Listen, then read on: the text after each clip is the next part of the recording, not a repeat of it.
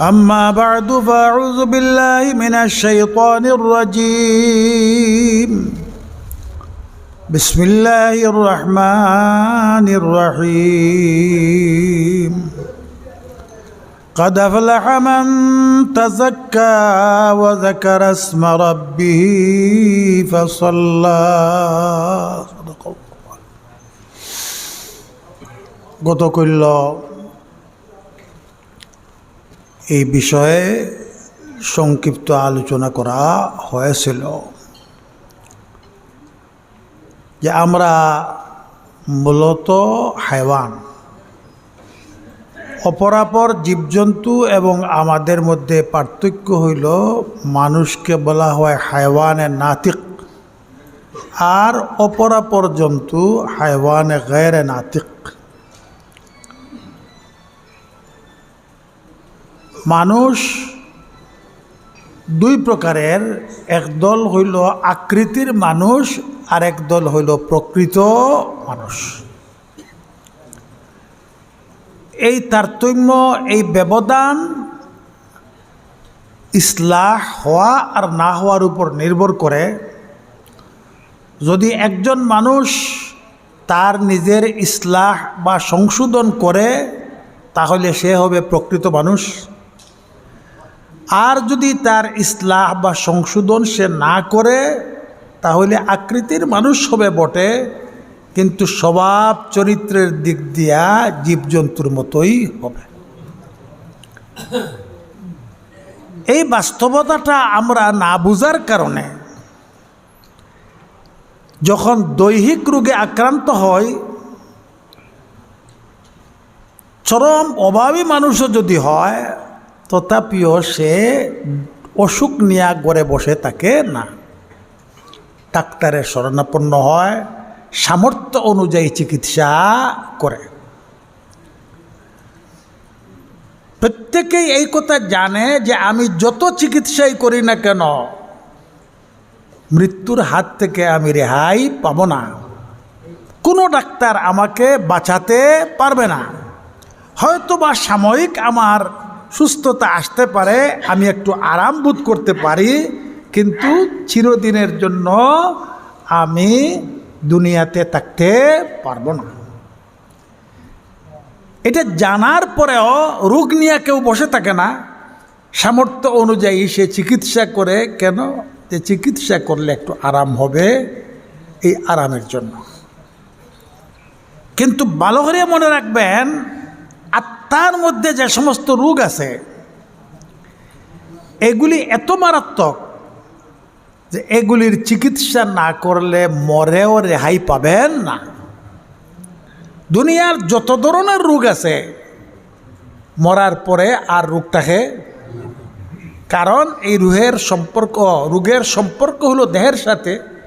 মরার পরে যখন দেহই নাই কাজেই তার রোগও নাই। কিন্তু বাকি যে রোগগুলো যেগুলির কারণে মানুষ প্রকৃত হাইওয়ান হয়, এইগুলি সম্পর্ক হলো মানুষের আত্মার সাথে, কলবের সাথে। খালি মরার পরেও এই সমস্ত রোগ থেকে মানুষ রেহাই পাবে না, এই রোগের পরিণতি হবে জাহান্নাম। যেমন একটা রোগ হইল কিবির, অহংকার। কম বেশি প্রত্যেক মানুষের মধ্যে এই রোগ আছে। যদি কোনো মানুষ এই রোগের চিকিৎসা না করায় আর এই রোগ নিয়েই যদি সে মারা যায়, তাহলে আল্লাহর হাবিব ফরমাইছেন তার জন্য জান্নাতের রাস্তা বন্ধ। লা তাদখুলুল জান্নাতা মান কানা ফি কলবিহি মিসকালু হাব্বাতি খারদালিন মিন কিবরিন আও কামা ক্বালা আলাইহিস সালাতু ওয়াস সালাম। যার অন্তরের মধ্যে সরিষা দানা পরিমাণ অহংকার থাকবে সে জান্নাতে প্রবেশ করতে পারবে না। ইবলিস সে তো এত বড় আলেম ছিল, তার উপাধি ছিল মুআল্লিমুল মালাইকা, ফেরেশতাদের শিক্ষক। আর এত বড় আবেদ ছিল, তার চেয়ে বড় আবেদ আর কেউ নাই। কিন্তু এরপরেও এই একটা রোগের কারণে চিরদিনের জন্য সে প্রত্যাখ্যাত হয়েছে, মরদুদ হয়েছে, অভিশপ্ত হয়েছে। আল্লাহ রাব্বুল আলামিন যখন ফেরেশতাদেরকে নির্দেশ দিলেন আদমকে সিজদা করার জন্যে, ফাসাজাদাল মালাইকাতু কুল্লুহুম আজমাউন, সমস্ত ফেরেশতারা সিজদা করল ইল্লা ইবলিস। কিন্তু এই ইবলিস শয়তান সে সিজদা করল না। আল্লাহ যখন জিজ্ঞাসা করলেন তখন সে বলে আনা খায়রুম মিন খালাকতানি মিন নারিন ওয়া খালাকতাহু মিন তিন। হে আল্লাহ, আমি তো আদমের চেয়ে উত্তম, আমাকে আপনি আগুন দ্বারা সৃষ্টি করেছেন আর আদমকে মাটি দ্বারা সৃষ্টি করেছেন। প্রকারান্তরে সে বুঝাইতে চাইল যে আল্লাহ তোমার নির্দেশটা তো অযৌক্তিক। কেন? যে আমাকে আগুন দ্বারা সৃষ্টি করেছেন, আগুনের স্বভাব হইল ঊর্ধ্বগামিতা, মাটিতে আগুন জ্বালাইলে দাউ দাউ করে উপরের দিকে উঠতে থাকে, আর মাটির স্বভাব হইল নিম্নগামিতা, যত শক্তিশালী মানুষই ঢিল ছাড়ুক না কেন উপরে আবার নিচের দিকে ফিরে আসে। তা আমি আগুনের তৈরি হয়ে নিচের দিকে যাব কেমনে? নাউজুবিল্লাহ জালিম।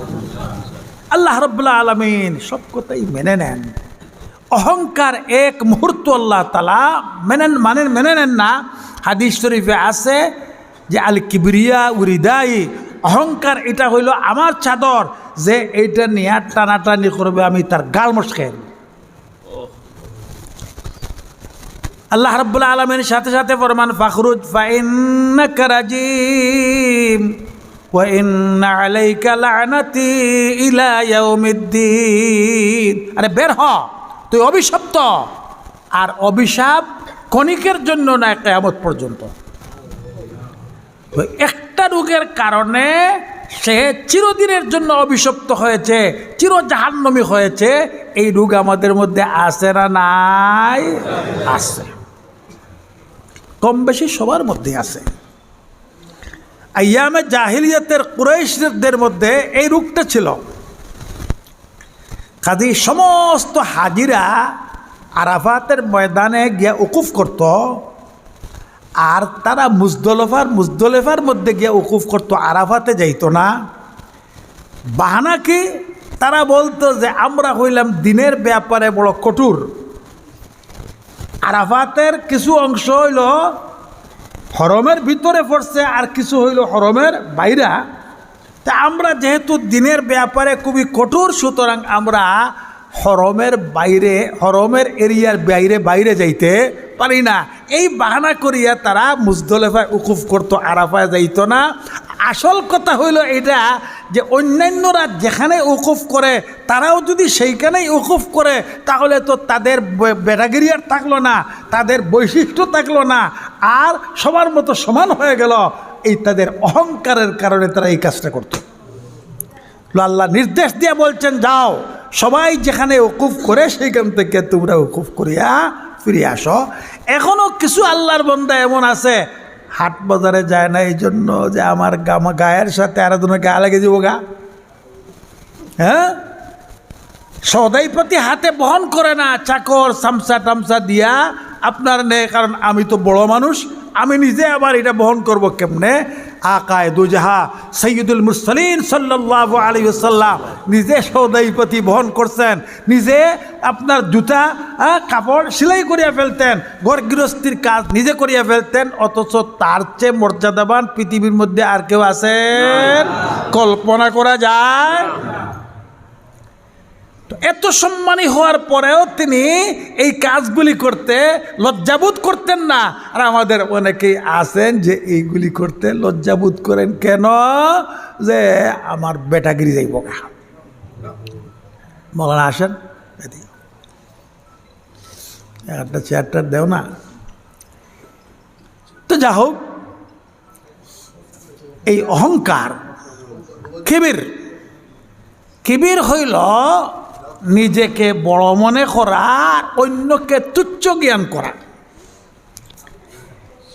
এই অহংকার এতই মারাত্মক, বললাম যে হাদিস শরীফ মোতাবিক যার মধ্যে সরিষা দানা পরিমাণ অহংকার আছে তারা কি করতে পারবে না? জান্নাতে প্রবেশ করতে পারবে না। তাহলে তো আপনারাই স্বীকৃতি দিলেন যে আমাদের মধ্যে কম বেশি অহংকার আছে। তাহলে কি এই অহংকার নিয়ে আপনারা মরতে চান? মরতে চান? তাহলে এটার ইসলাহ, এটার সংশোধনের দরকার আছে কিনা? এইখানে আসার আসল মকসদটাই হলো এটা যে আমরা নিজেকে রোগী মনে করি না বিদায় কোনো দিন কোনো আত্মার চিকিৎসকের শরণাপন্ন হই না, দৈহিক রোগকে রোগ মনে করি, খাদি জ্বর হইলেই ডাক্তারের কাছে যাই, হ্যাঁ সর্দি হইলেও ডাক্তারের কাছে যাই, বড় রোগ হইলে তো যাই, আর আত্মার রোগকে কোনো রোগই মনে করি না। কাজে মারাত্মক রকমের ক্যান্সারের চেয়ে মারাত্মক রোগ নিয়ে আমরা সবসময় ভুগতেছি, কিন্তু কোনো দিন আমরা আত্মার চিকিৎসকের শরণাপন্ন হই না। কথা ঠিক না বেটি? আচ্ছা বলেন, আপনারা এখানে তো অনেকেই 60 ঊর্ধ্ব 65, 70 বছর 80 বছর বয়সের আছেন, কোনো দিন গিয়া কোনো হুজুরের কাছে আপনি বলছিলেন যে হুজুর আমি তো বড় মারাত্মক রোগী, আমার মধ্যে অহংকার আছে, আমার মধ্যে হিংসা আছে, আমার মধ্যে আপনার লোভ আছে, দয়া করিয়া হুজুর আমার একটু চিকিৎসা করে গেছেন? আমরা কেউ যাই নাই। কেন যাই নাই? এই জন্য যাই নাই যে এই যে রোগ, এটাকে কোনো রোগই আমরা মনে করি না। আর যেহেতু রোগই মনে করি না, কাজে তো আমি মনে করি দিব্যি ভালো, আমি তো সুস্থই আছি, সুতরাং আমি আবার যাব কোথায়? কিন্তু মনে রাখবেন, ভালো করে মনে রাখবেন, এমন এমন বুজুর্গ আমাদের এই উপমহাদেশের মধ্যে ছিলেন, আমাদের এই বাংলাদেশের মধ্যে ছিলেন, যারা দুনিয়ার বহুত বড় আলেম ছিলেন, অনেক বড় আলেম ছিলেন, কিন্তু আলেম হওয়ার পরেও তারা অভাব বোধ করছেন, নিজেকে রোগী মনে করছেন, আর এই জন্য তারা এত কঠিন চিকিৎসা গ্রহণ করছেন যেগুলি করা তো দূরের কথা, শুনলেই আমাদের মধ্যে কেমন লাগবে। দুই একটা ঘটনা বলবো। আমাদের দেশের ফরিদপুরের হযরত মাওলানা শামসুল হক ফরিদপুরি রহমতুল্লাহি আলাইহি ছিলেন, অনেক বড় মাপের আলেম ছিলেন, অনেক বড় বুজুর্গ ছিলেন। ওনাকে বলা হতো সদর সাহেব। প্রেসিডেন্ট আইয়ুব খানকে ধমক দিয়ে কথা বলনেওয়ালা মানুষ। এই শামসুল হক ফরিদপুরি রহমতুল্লাহি আলাইহি জেনারেল লাইনের মানুষ ছিলেন, কলেজে পড়তেন। থানবী রহমতুল্লাহি আলাইহির ওয়াজ শোনার পরে বিতৃষ্ণা হয়ে গেল জেনারেল লাইনের প্রতি, উনি দিন শিকার জন্য পাগল হয়ে গেলেন, চলে গেলেন দেওবন্দ। উনার বাবা রাজি না, সুতরাং বাড়ির থেকে তো 1 টাকাও আর দেওয়া হবে না, এটার তোয়াক্কা না করে উনি চলে গেলেন। তো যা হোক, লম্বা কিস্সা সেটা আমি বলতে যাব না, সংক্ষিপ্ত কথা, দেওবন্দের লেখাপড়া শেষ। কিন্তু এরপরেও উনি অনুভব করলেন যে আমি তো অনেক লেখাপড়া করলাম, কিন্তু মানুষ তো হতে পারি নাই। অনেক লেখাপড়া হয়েছে কিন্তু মানুষ হতে পারি নাই, সুতরাং আমার মানুষত্ব গ্রহণ করতে হবে। কাজেই সেই যুগের বড় যে বুজুর্গ ছিলেন হাকিমুল উম্মত হযরত মাওলানা আশরাফ আলী থানভী রহমতুল্লাহি আলাইহির খিদমতে যাওয়ার মনস্থ করলেন। কিন্তু উনি এমন একজন বুজুর্গ ছিলেন যে কেউ উনার খানকার মধ্যে চলে যাবে এরকম কোনো নিয়ম ছিল না। চিঠিপত্রের মাধ্যমে আগে অনুমতি নিতে হবে। উনি অনেক শর্ত আরোপ করেন, সেই শর্তগুলো মানতে হবে। যদি মানতে পারেন, অনুমতি পান, তাহলে যাইতে পারবেন, না হইলে আপনি খানকায় যাইতে পারবেন না। হযরত শামসুল হক ফরিদপুরি রহমতুল্লাহি আলাইহি ওনার সঙ্গে চিঠিপত্রের মাধ্যমে যোগাযোগ করছেন, রমজান শরীফ খানকায় কাটাইবেন।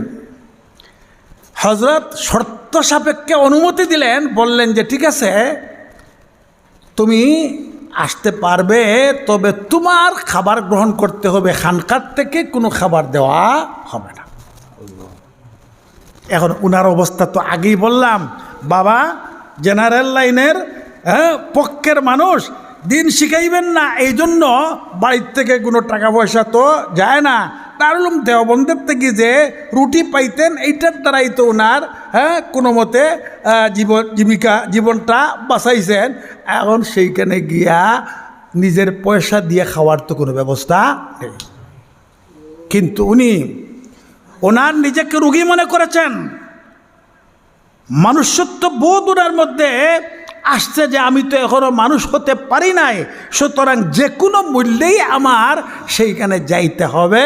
কাজেই অনেক আগের থেকে দারুল উলুম দেওবন্দর মাদ্রাসা থেকে যে রুটি পাইতেন, কিছু খাইতেন আর কিছু রুটির টুকরা আপনার জমা করে রাখতেন।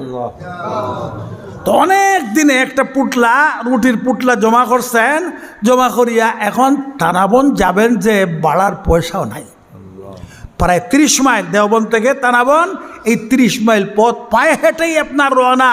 পায়ে হেঁটেই গেলেন। সেইখানে গিয়া এখন তো এই রুটির পুটলা যখন খুলিয়া তো দেখেন যে আমরা দেশের বাসায় বলে ফেগুড়ি বুড়িয়ে গেছে গা, ছাতি বুড়িয়ে গেছে গা। হ্যাঁ, এখন এটা কীভাবে খাবেন? খাজি গোপনে যাতে কেউ না দেখে এরকমের একটা সময়ে উনি ছাদের উপর নিয়ে এইগুলি নাড়িয়ে দিছেন, যাতে রৌদ্রে শুকাইলে পরে আপনার এই ছাতিটা দূর হয়ে যায়। পরে কোনো মতে পানিতে ভিজেই তো খাবেন, সালনের পয়সাও তো ওনার নাই। এইভাবে এই অনেক দিনের জমা করা রুটির টুকরা পানিতে ভিজিয়ে খাবেন আর রিয়াজত মুজাহাদা করিয়া মনুষ্যত্ব অর্জন করবেন। কথা তো বলিয়া ফেললাম, একটু চিন্তা করেন।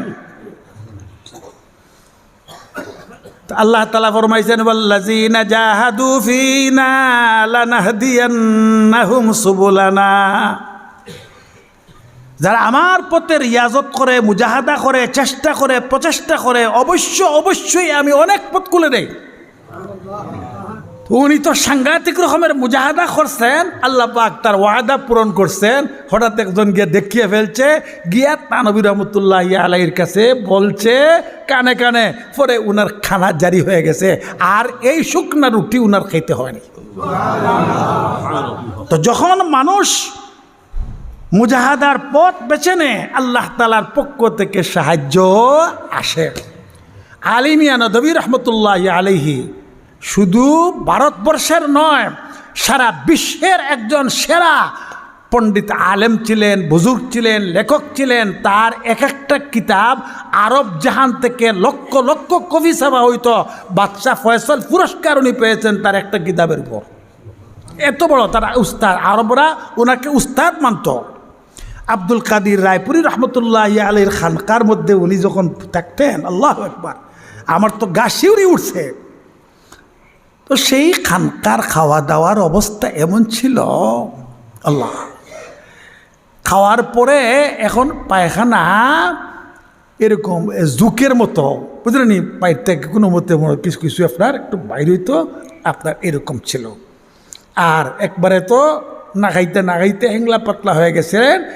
কিন্তু এই অবস্থাতেও উনি সৈয়দ রাসূলুল্লাহ সাল্লাল্লাহু খানদানের মানুষ, রাসূলুল্লাহ সাল্লাল্লাহু খানদানের মানুষ, কিন্তু নিজেকে প্রকৃত মানুষ বানানোর জন্য এই আব্দুল কাদির রায়পুরি রহমতুল্লাহ খানকার মধ্যে গিয়ে এই ধরনের মুজাহাদা উনি করছেন।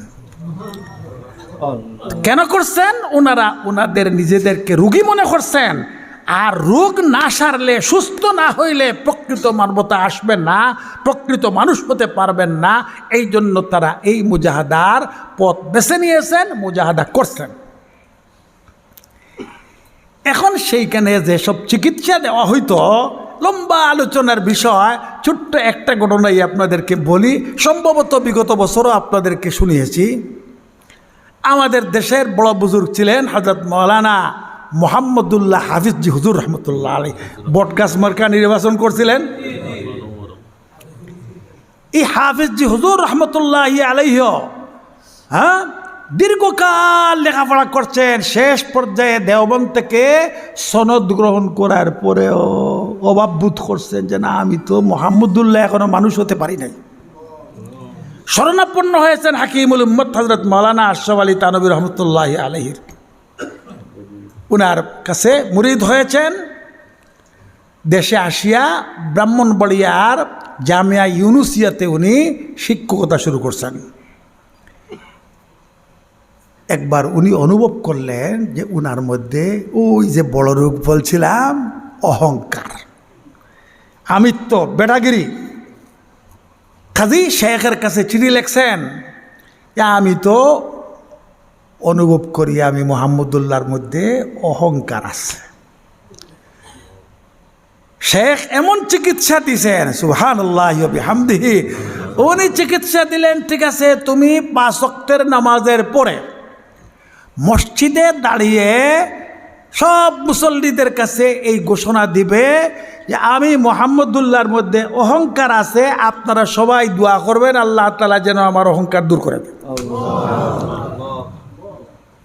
এক ওয়াক্ত নাই, 2 ওয়াক্ত নাই, ডেইলি 5 ওয়াক্ত আর 40 দিন পর্যন্ত।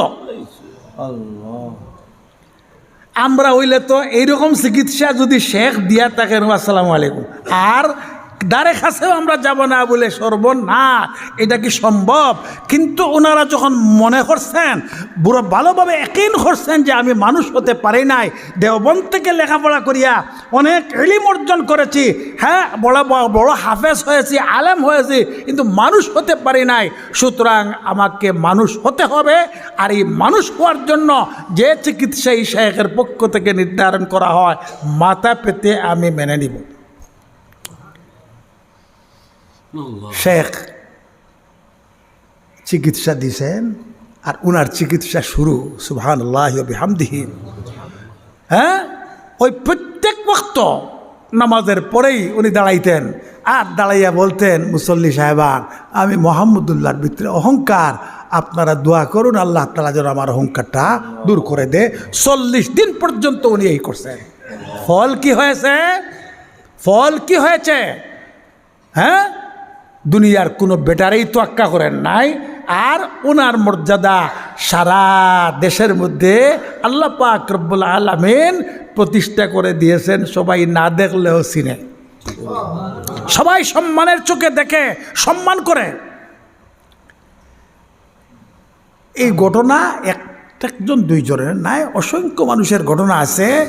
আহলে ইলমের জানার জন্য বলবো, হযরত শেখুল হিন্দ মাহমুদ হাসান রহমতুল্লাহি আলাইহি এমন একজন আলেম ছিলেন যিনি দারুল উলুম দেওবন্দের প্রথম সন্তান।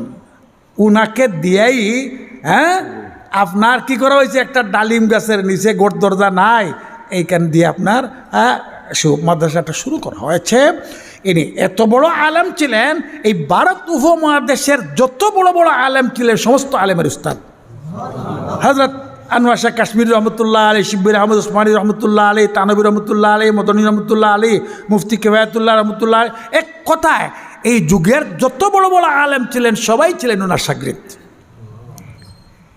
এই শেখুল হিন্দ রহমতুল্লাহ আলাইহি উনি এত বড় আলেম হওয়ার পরেও উনি অভাব বোধ করলেন যে না, আমি মাহমুদ হাসান তো মানুষ হতে পারি নাই।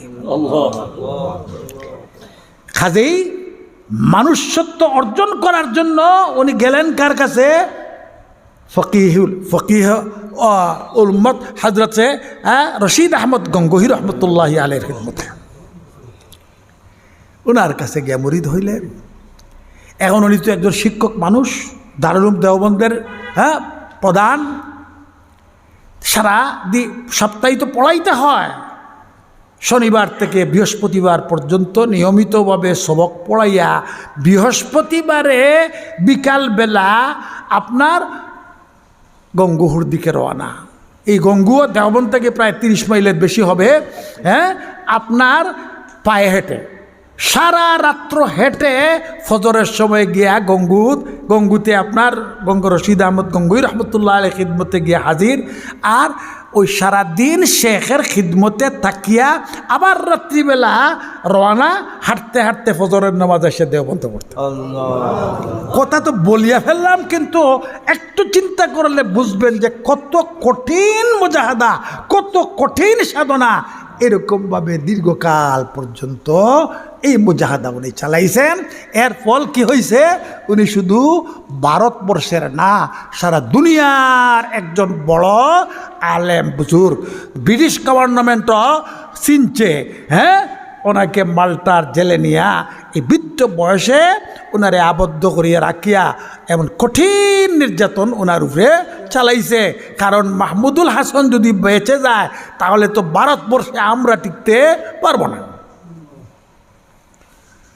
তো যাও, এক কথা হইল যে আমরা দেহের রোগকে রোগ মনে করি, এই জন্য সামান্য একটু কিছু দেখা দিলেই দৌড়াইয়া যাই আমরা ডাক্তার সাহেবের কাছে। অথচ দেহের রোগের তুলনায় আত্মার রোগটা হলো অনেক জটিল, অনেক কঠিন, অনেক কঠিন। মরলেও এই রোগ থেকে রেহাই পাওয়া যাবে না, জান্নাতে যাওয়া যাবে না। কিন্তু নিজেকে রোগী মনে না করার কারণে আমরা জীবন পার হয়ে গেল, কোনো দিন কোনো আত্মার চিকিৎসকের শরণাপন্ন আমরা হই নাই। কথা ঠিক না বেটি? তো আলহামদুলিল্লাহ, আল্লাহ তাআলা আপনাদেরকে অনুভূতি দান করেছেন, এই জন্য খানকায় আসছেন।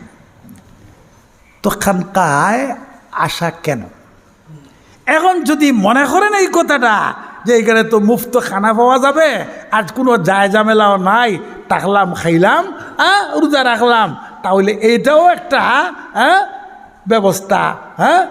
আর একটা হইল যে না, আমার বাড়ি আছে, ঘর আছে, সবটাই তো আছে, কিন্তু যে জিনিসটা আমার বাড়িতে পাওয়া যাবে না এই জিনিসটা এখানে পাওয়া যাবে। এইটা নেওয়ার জন্যে আমাকে মানুষ বানানোর জন্য আমাকে আসতে হবে। কারণ মানুষের ইচ্ছা ইরাদার উপর সব কিছু নির্ভর করে। এখন যদি আমরা শুধু খাওয়া দাওয়ার জন্যই আসি, তে খাওয়া দাওয়াই হবে।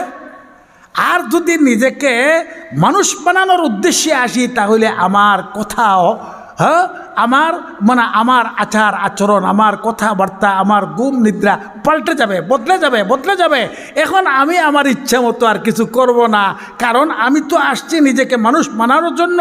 খালি একটা কিয়ের ভিতরে শৃঙ্খলার ভিতর দিয়া, নিয়মের ভিতর দিয়া আমার চলতে হবে। এই চলতে চলতে এখন আগে হয়তো ডান বাম আমি চিনতাম না, এখন ডান বামের পরিচয় হবে। কোনোদিন আমি আর বাম হাত বাড়াইব না, কোনো সময় বাম হাত বাড়াইব না। আমার কথাবার্তার মধ্যে লাগাম ছিল না, যা মুখে আসছে তাই বলিয়ে ফেলছি। এখন থেকে আমার মধ্যে একটা লাগাম লাগিয়ে যাবে যে মনে যা চাবে তাই বলবো না। কেন? সিবাবুল মুসলিমে ফুসুক ও কিতালুহু কুফরুন। বকাবাদ্য করা, গালাগালি করা ফাসিকি কাজ, আর মারামারি করা হইল কুফরি কাজ।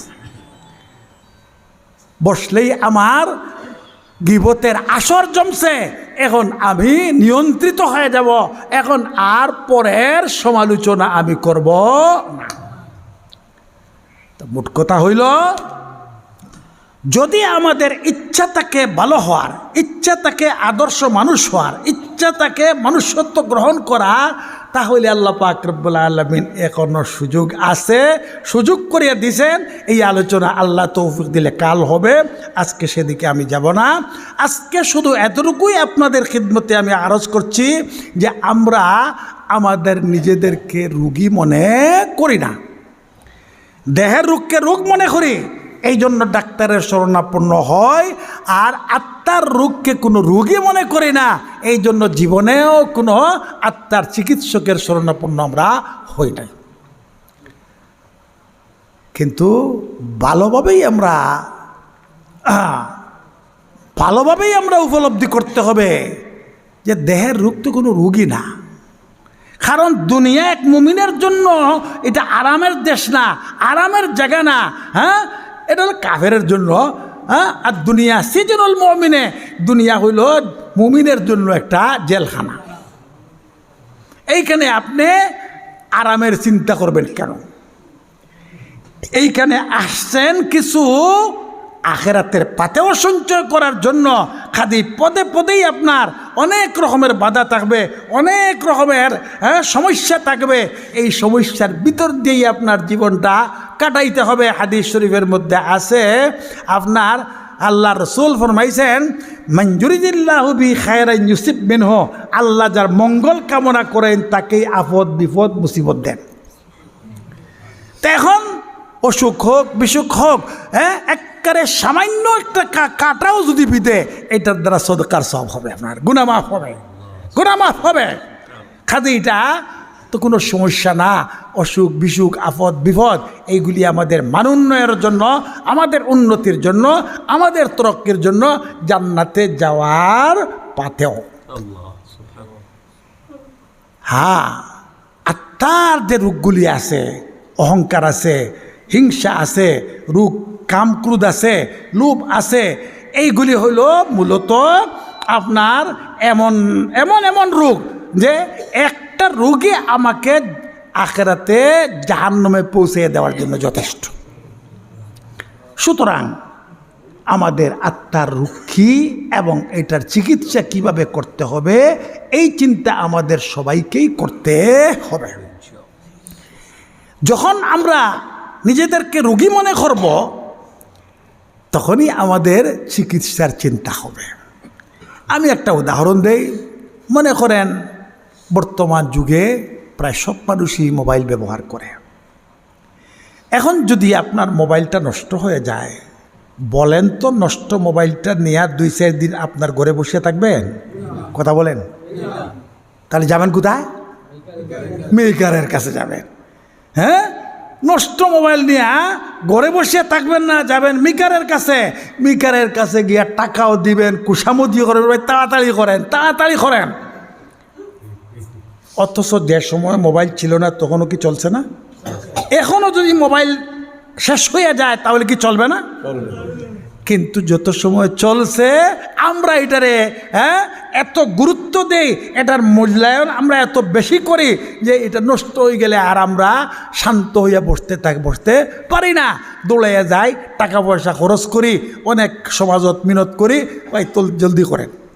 ঠিক একই অবস্থা যদি আপনার ঘড়ি নষ্ট হয় আর কৃষকের লাঙ্গল যদি ক্ষেতের সময় নষ্ট হয়, তবে এটা যদি ঠিক না করতে পারে তাহলে যে ঠিক করতে পারে গ্রামে থাকলে তো ভালো কথা। এই গ্রামে না হয় পার্শ্ববর্তী না আরও দূরে যদি যাওয়ার দরকার পড়ে সেইখানে যাবে, তারেও কিছু টাকা পয়সা দিবে, কুসামত করবে, ভাই জলদি করো, হ্যাঁ জলদি করো। কেন একদিনের চাষাবাদের ক্ষতি হইলে সে মনে করে আমার বিশাল ক্ষতি হয়ে গেল, এই জন্য তাড়াতাড়ি লাঙ্গলটা ঠিক করে। তো লাঙ্গলের মূল্য আমরা বুঝি, ঘড়ির মূল্য বুঝি, মোবাইলের মূল্য বুঝি, সব কিছুর মূল্য বুঝি, কিন্তু আমার আত্মার মূল্য আমি বুঝি না।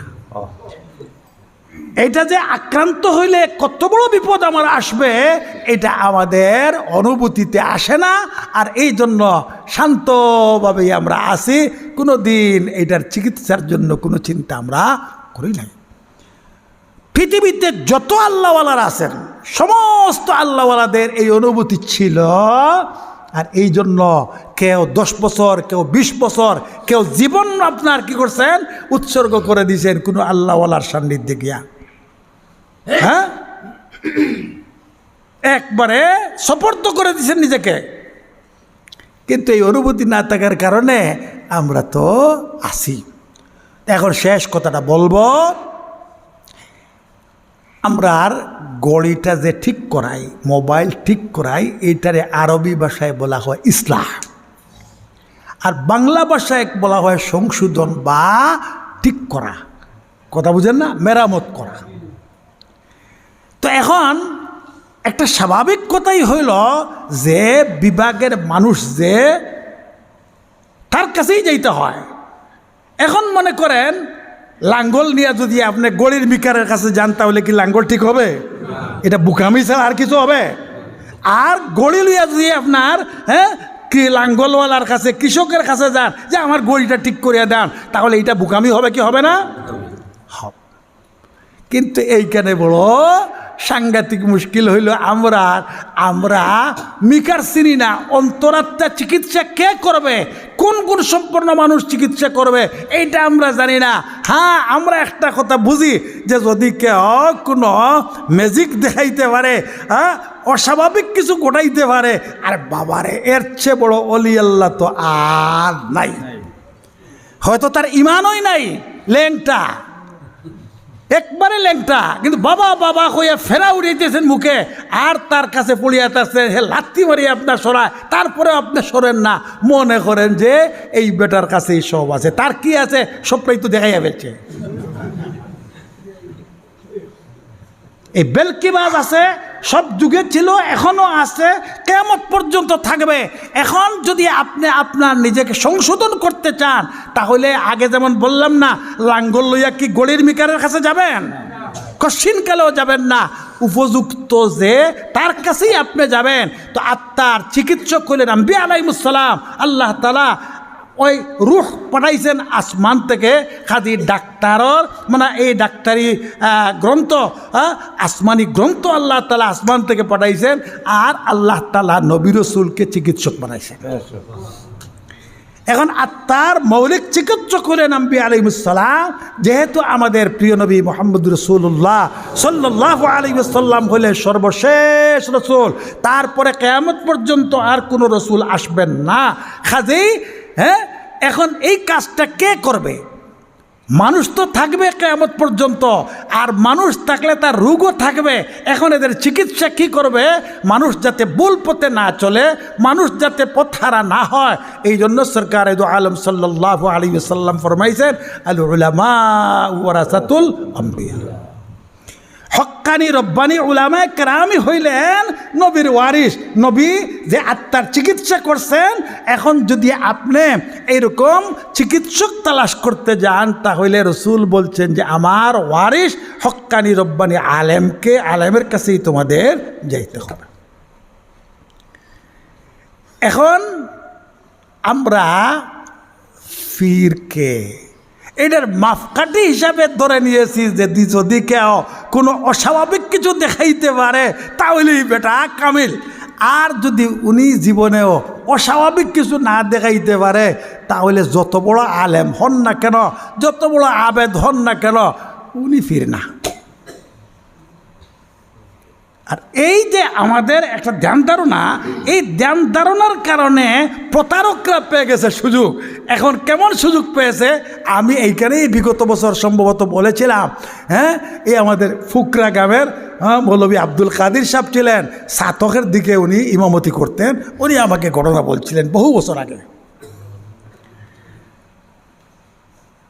যেসব এলাকায় মাদ্রাসা টাদ্রাসা নাই, আলিমুলামা বেশি নাই, এইখানেই হইল এই আপনার প্রতারকদের বড় একটা সুযোগ। তো উনি যেখানে থাকতেন এটা এরকমেরই জায়গা। তো এখানে এক ফির আসছে, সে বিশাল কেরামত দেখায়, চাউল ছাড়া ক্ষীর বানায় ফেলে, চাউল ছাড়া ক্ষীর বানায়। এখন এই কেরামত দেখে আর রয়েছে বেটা বেটি মানে মহিলা পুরুষ, আর দল বেঁধে শত শত হাজার হাজার মানুষ তার পিছনে ঘুরে। উনি চিন্তা করলেন ব্যাপারটা কি, কাজেই তার বক্ত সাজিয়া তার খুব কাছে বিড়লেন। কাছে বিড়িয়া পরে লক্ষ্য করলেন তার কাছে এরম একটা মোটা বাঁশের লাঠি আছে, একবারে সবার নিচের যে আইক্যা আছে এটা আছে, আর বাকি সবগুলি আইক্যা ভাঙ্গিয়া তো সবটা তো খালি হয়ে গেছে। এখন চাউল 1 কেজি তো এর মধ্যে উপরে মম লাগাই দিল, মম লাগাইয়া রাখলো, আর পানি বালা করিয়া ফুটিয়া উঠলো যখন, আর এরপরে লাঠিটা উল্টে দিলেই তো চাউল তো ভিতরে আছে, সব ক্ষীর হয়ে গেল। লাঠির উপর কবজা করার পরে তো উনি বিষয়টা বুঝিয়ে ফেললেন। এখন কোনো মতে লাঠি উনি যখন সরাইয়া ফেললো, এখন তো বাবার ফিরা কি শেষ, এখন আর চাউল ছাড়া ক্ষীর বানাইতে পারে না। এটা একটা ঘটনা বললাম, আরো বহু আছে। এখন আরো উন্নত মানের প্রতারণা বাহির হইছে। এমন এমন দরবার আছে যেখানে গরু লইয়া উট লইয়া আপনার হাজার হাজার মানুষ যায়। তো এরার কিছু এজেন্ট আছে সারা দেশের মধ্যে। এই এজেন্টটা সারা বছর দেশের বড় বড় ধনী মানুষ, বড় বড় কন্ট্রাক্টর, এরকম মানুষের পিছনে মেহনত করিয়া তাদের বাবার কেরামত বয়ান করতে থাকে। শুনতে শুনতে বেটা যখন একটু আপনার বক্ত হয়ে গেল, তো এখন বাবার দরবারে নিয়ে যাবে। আগেই জানাইয়া দিল অমুক তারিখে অমুক জায়গার অমুকের ছেলে অমুক চেহারার আপনার খিদমতে আসতেছে, বুঝলেন না? এখন পীর সাহেবের দরবারও গেলে রিসিপশনও যাওয়ার পরে তো পীর সাহেবের কাছে পাঠাইল। পীর সাহেব দেখিয়ে হলো আপনি অমুক না, অমুকের ছেলে না, অমুক জায়গা থেকে আইসেন না। এই বেটা তো কইল সর মানে সাংঘাতিক ব্যাপারে, এর চেয়ে বড় ফিরার কে হইতে পারে, জীবনেই নাই দেখা। এখন আমার নাম, আমার বাবার নাম, আমার ঠিকানা সব বেটায় কয়ে দিল। এখন তো এই বেটা হইলো সবচেয়ে বড় ফির। কাজেই বাবার ফায়ের মধ্যে পড়লো, সিজদা দেওয়া শুরু করলো, আর গরু আর উট আর লাখ লাখ টাকা সব মিলেছে। আরেকটা বিদ্যা আছে মিসমেরিজম। এই মিসমেরিজম যদি কেউ জানে তাহলে কেউ বক্ত বানানো কোনো ব্যাপার হয় না।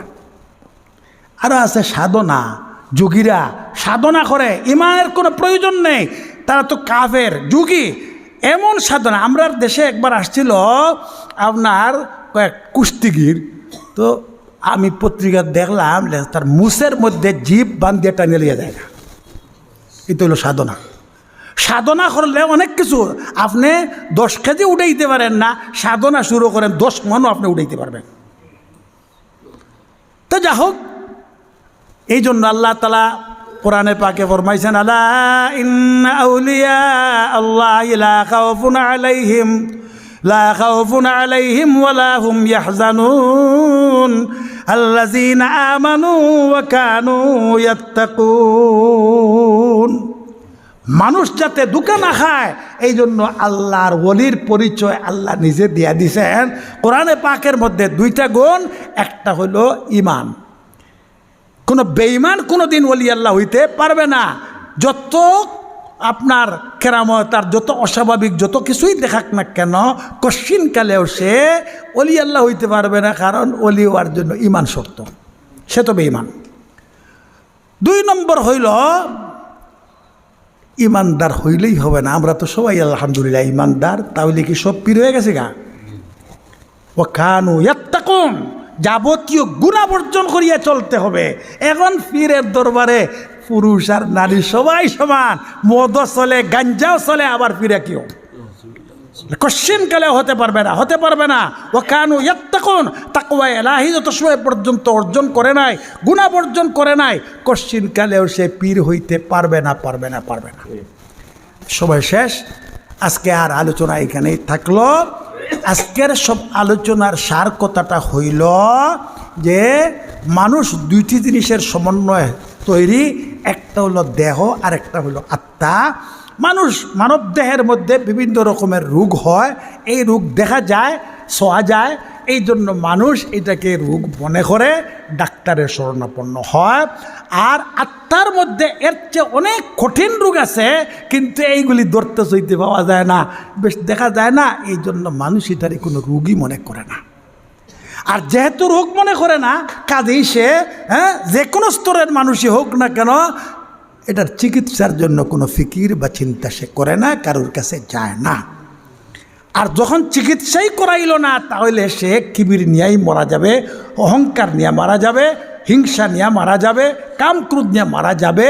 আর এইগুলির পরিণতি কি হতে পারে কালকেও কিছু বলছি, আর আজকেও হাদিস শুনাইলাম। একটা রোগের পরিণতি আল্লাহ রাসূল ফরমাইছেন, সরিষার দানা পরিমাণ অহংকার নিয়ে জান্নাতে যাইতে পারবেন না। কাজে আমরা হাজারোবার শুকর আদায় করব, আল্লাহ তাআলা আমাদেরকে খানকায় পৌঁছাইছেন।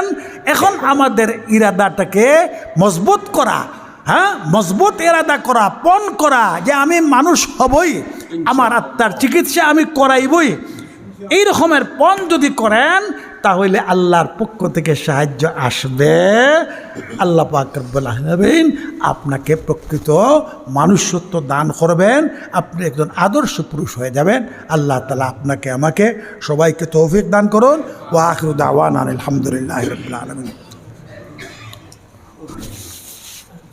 আমার শ্বশুর মৌলানা খলিলুর রহমান প্রতি বছর এবার প্রথম গেছিল আমরা কোনটা করিয়া বলি সব করিয়া আইছি আল্লাহ হুকুমে দেখা সব ফেরেশানি মানে মৌলানা খলিলুর রহমান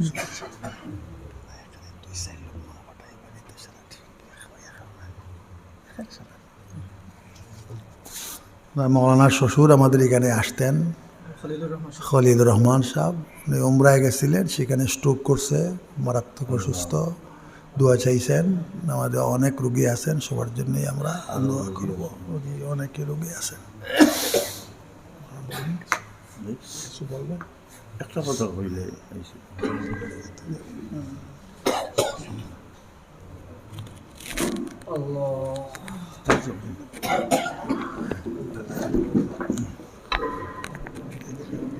আসসালামু আলাইকুম রহমতুল্লাহ বরকাত। ঐতিহ্যবাহী খানকা পূর্ব সিলেটের ঐতিহাসিক খানকা হিসাবে আসলে বর্তমানে পরিচিত।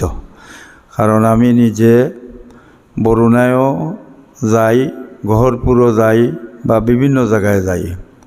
তো আলহামদুলিল্লাহ একেবারে সীমান্তবর্তী এলাকায় যেভাবে খানকায় আপনারা ওলামায়ে কেরাম এবং সাধারণ মুসলমান উপস্থিত হন, আসলে খতিবে জামান হজরতুল আল্লাম হজরত মৌলানা শফিকুর রহমান সাহেব জালালাবাদী হুজুর, ওনার মতো একজন বিজ্ঞ এবং সত্যিকার আহলে হক আলিম আপনাদের সামনে দীর্ঘদিন থেকে বয়ান করেন কোরআন হাদিসের আলোকে।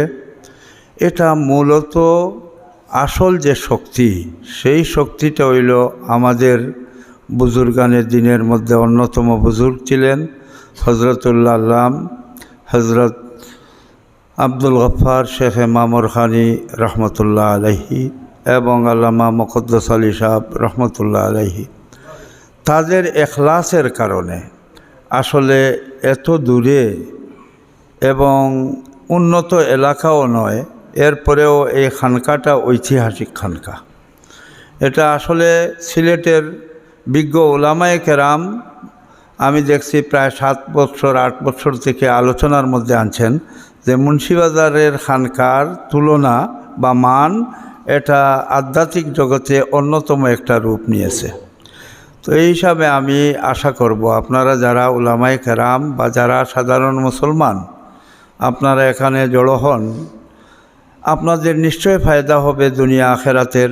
এবং বর্তমান যুগের এত পরিষ্কার কোরআন হাদিসের আলোকে যেভাবে মানুষদেরকে বুঝাইতে পারেন আমাদের হজরতুল আল্লাম মৌলানা শফিকুর রহমান সাহেব, আপনারা ওনার জন্য দোয়া করবেন। আল্লাহ রব্বুল আলামিন আমাদের সব বুজুর্গানের দিন আমাদের মধ্যে থেকে চলে যাচ্ছেন, আল্লাহ তাআলা যেন ওনার সব ধরনের বিমারকে দূর করে, আল্লাহর কুদরত আছে, আল্লাহ যেন দীর্ঘ হায়াত আমাদের মধ্যে দান করেন এবং আমরা যেন তার বয়ানে সময় সময় এবং প্রতি রমজানে আমাদের আমল আমাদের জিন্দেগি সুন্দর করতে পারি, সেই ব্যবস্থা যেন আল্লাহ আমাদেরকে সহজ করিয়া দেন।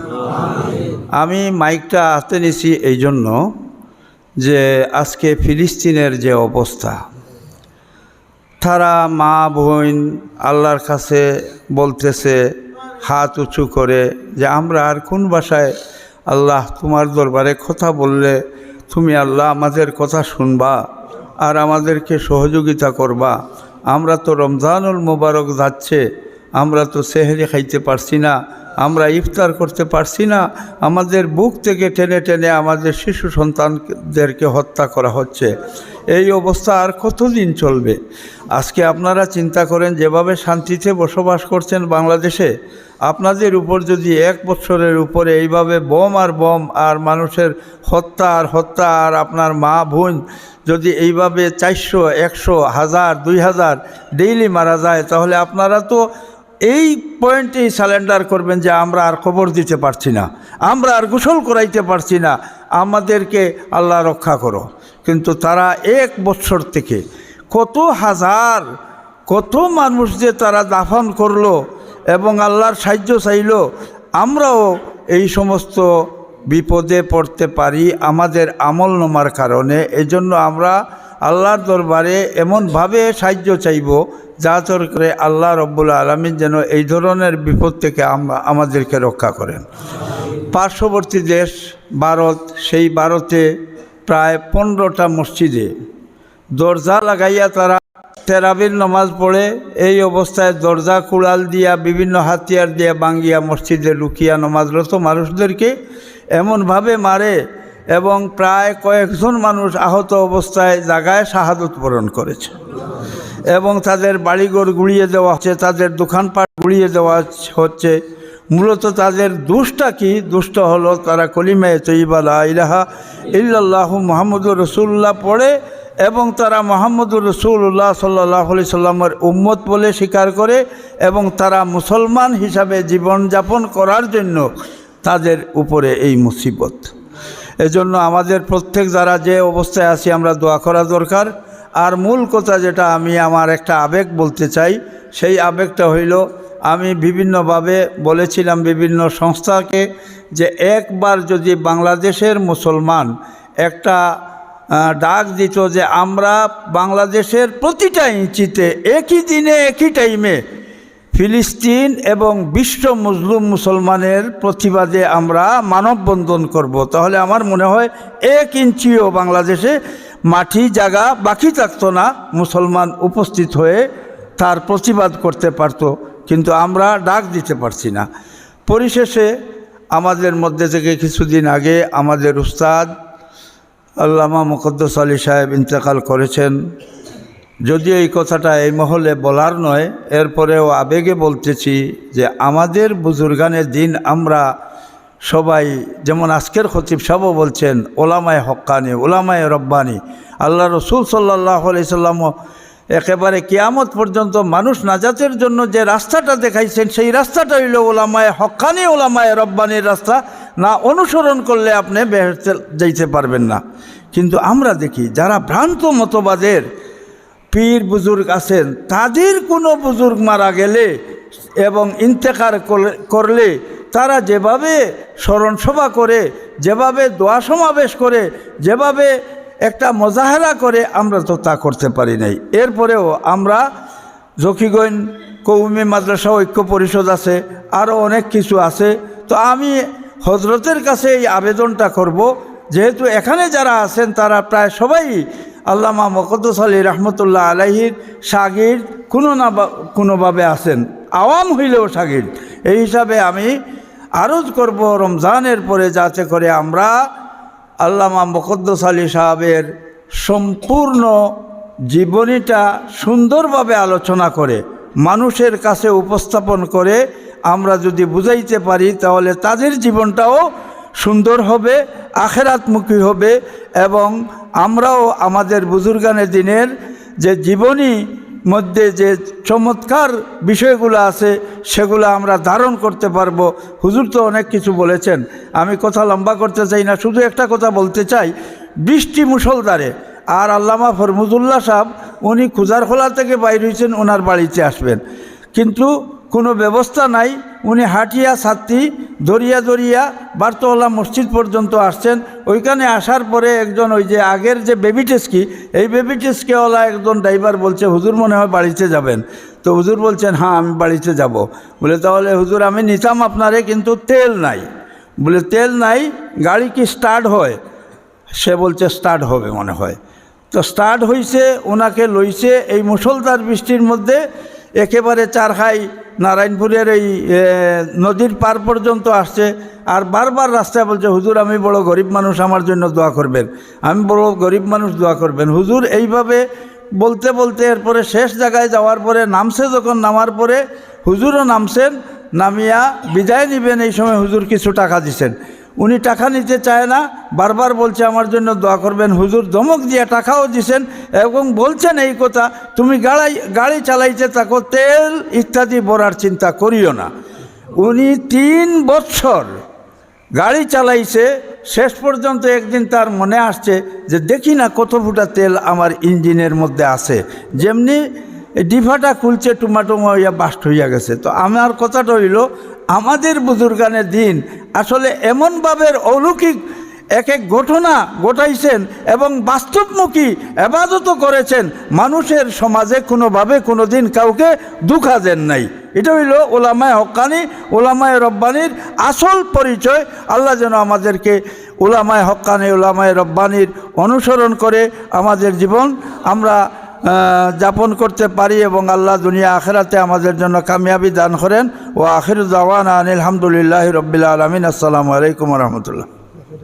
জি না তো আনিবার লাগি আমি আইছি, একটু লম্বা করে নিলাম।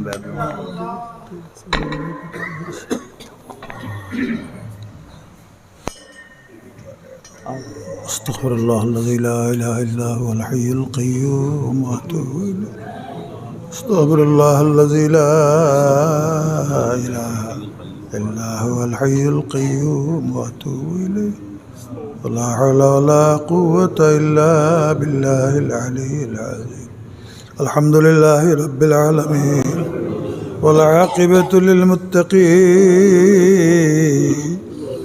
الصلاة والسلام على سيد الأنبياء والمرسلين وعلى آله وأصحابه أجمعين ولله الحمد رب السماوات ورب الأرض رب العالمين وله الكبرياء في السماوات والأرض وهو العزيز الحكيم اللهم لك الحمد كما ينبغي لجلال وجهك وعظيم سلطانك ربنا ظلمنا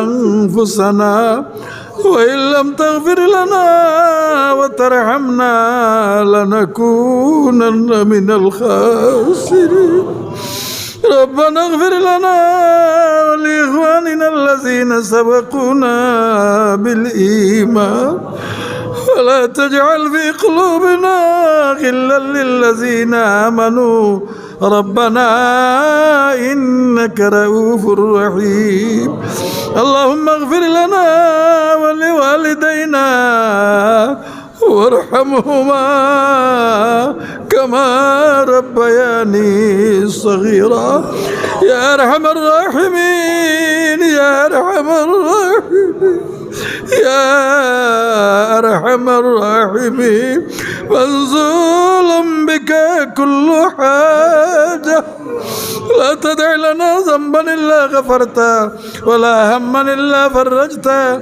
ولا دينا إلا قضيته ولا مريضا إلا شفيته وعافيته ولا حاجة من حوائج الدنيا والآخرة إلا قضيتها ويسرتها يا رب العالمين يا أرحم الراحمين يا أكرم الأكرمين বাবা তোমার বান্দারা বড় আশা নিয়ে তোমার ঘরে হাজির হয়েছেন ইয়া আল্লাহ গুনাহ খাতার বোঝা দিয়ে কাউকে বাড়ি ঘরে আর ফেরত দিও না আল্লাহ তুমি ঘোষণা দিয়ে দাও যাও রে আমার গোলাম আমি তোমাদেরকে মাফ করে দিলাম ইয়া আল্লাহ আমাদেরকে মাফ করে দিলে তোমার কোনো ক্ষতি হবে না আযাব দিলে তোমার কোনো লাভ হবে না কিন্তু মাফ করে দিলে আমরা গোলামদের বেড়া পার হয়ে যাবে আল্লাহ ইয়া আল্লাহ দুনিয়ার সমস্ত মুসলমানদেরকে মাফ করে দাও আল্লাহ বিশেষত ফিলিস্তিনের মুসলমানের উপর